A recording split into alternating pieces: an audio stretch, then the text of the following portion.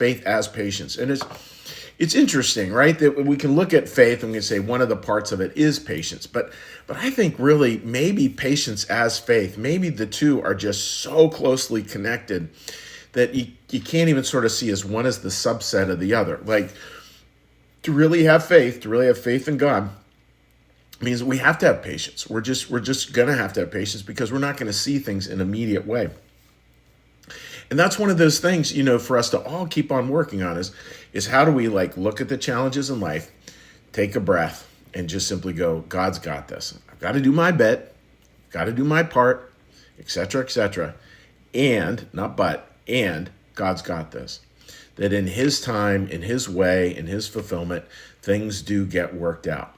Now, I want to say to start out with, a lot of the time that working out does not happen in this life. I think about some of the real tragic situations we've had, as a congregation. People really, really run up against it. And it's sometimes not even their fault, right? And just really hard stuff happens. And it's not that we look at that and we go like, oh, yeah, of course, just be patient. That's God's will that happened. I don't believe that.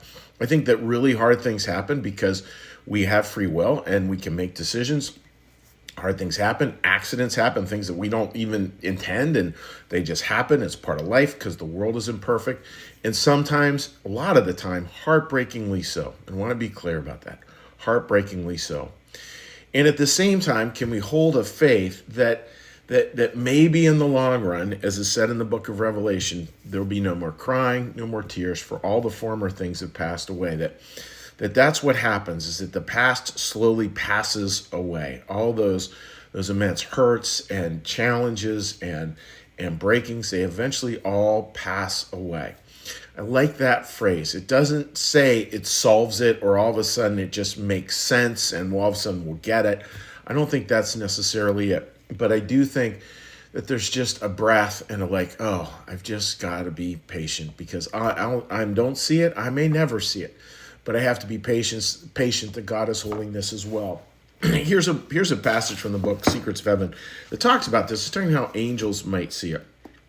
This is Secrets of Heaven 2493. Talking with angels about the memory of the past and resulting worries about the future. So talking about, okay, here, if you talk to an angel and you ask an angel, like, what is the past? How do you hold the past? How do you hold the future? I learned that the deeper and more perfect angels are, the less they care about the past or think about the future. So, in other words, for angels, it's just like the past starts to go. In the future, no longer worried. They're just so enjoying the moment, and they're literally bringing love into that moment. That's the key, because some moments are really hard. They're really hard on this side of life, and they're really hard on that side of life, no doubt, too. But can they bring that love to that moment? That's what's really talking about here. That is why they are happy. From moment to moment, they said the Lord shows them what to think, supplies them with blessings and happiness, so they are free of worries and concern. That is what is meant by an inner sense by receiving manna from heaven, by the daily ration of bread mentioned in the Lord's Prayer, and by being forbidden to worry about what we will eat or drink or how we will be clothed. And that's just, and then it goes on to say, even though they do not care about the past or worry about the future, they still have a complete and perfect memory of the past, ability to see into future, because for them, the entire present moment holds both. So they have a more perfect memory than could ever be imagined. It's a beautiful line, they just see how it all comes together. They see how it all comes together. But they're not like letting their brains go out in sort of this ruminations that we can do, ruminations about the past or ruminations about the future, because they're so present oriented. And it's one of those things, again, like with spirituality, that we can practice like now. We're supposed to practice this now. That's the whole point. Like, how do we practice heaven now? Again, heaven, not just a place, but heaven as a practice. And as a practice, how do I practice it right now in this moment? That's a beautiful, beautiful way to come at life. And a lot of that is just this idea of the practice of patience.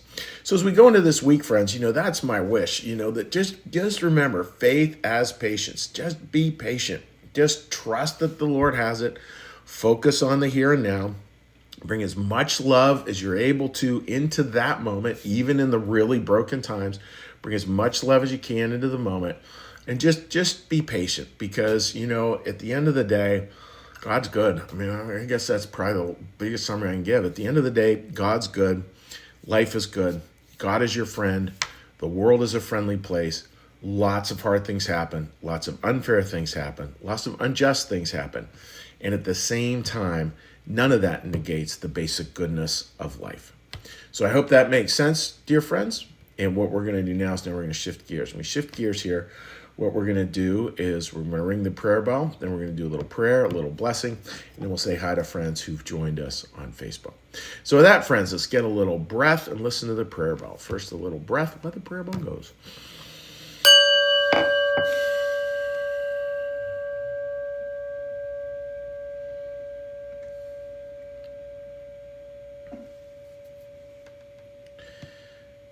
Be still and know that I am God. Be still and know that I am. Be still and know that I.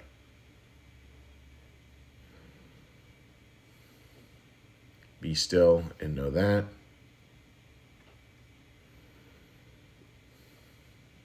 Be still and know. Be still and. Be still. Be.